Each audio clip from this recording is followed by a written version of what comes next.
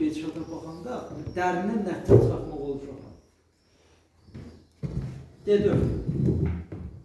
Aydın məsələdir ki, ağlar D4 gedişində nəyə görə olur? Oyunu açmaq üçün.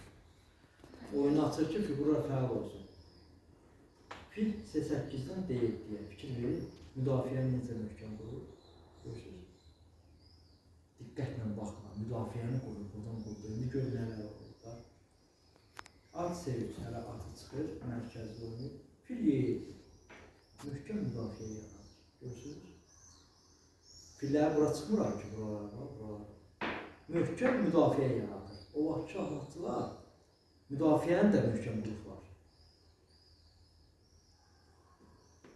Top F1-dən Y1-ə. Bax, sənin oyununa da oxşuyur.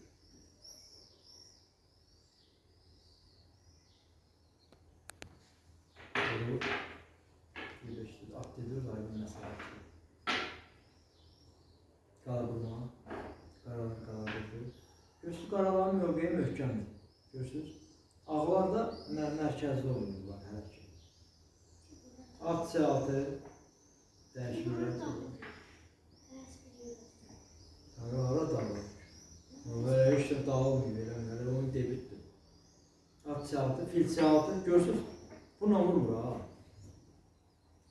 Çünkü piyadalar ikiləşməkdən hələ çəkinir. İkiləşmiş piyadalar ziyandır. Topun xətti açılacaq deyə ikiləşmiş piyadaya ümid eləmək olmaz. Bunu unutmaq olmaz. Fil C6. Bu da vurur. Figurlar dəyişir, ikiləşir. Bir figur ortadan qaldırdı. Görə qaralar nə cür istifadə edir? Oyunun müddəyiş bir hissəsidir.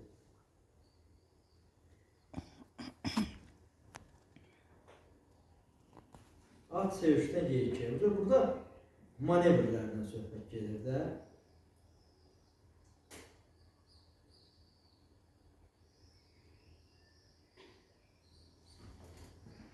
Baxın. At Y2 oynuyor.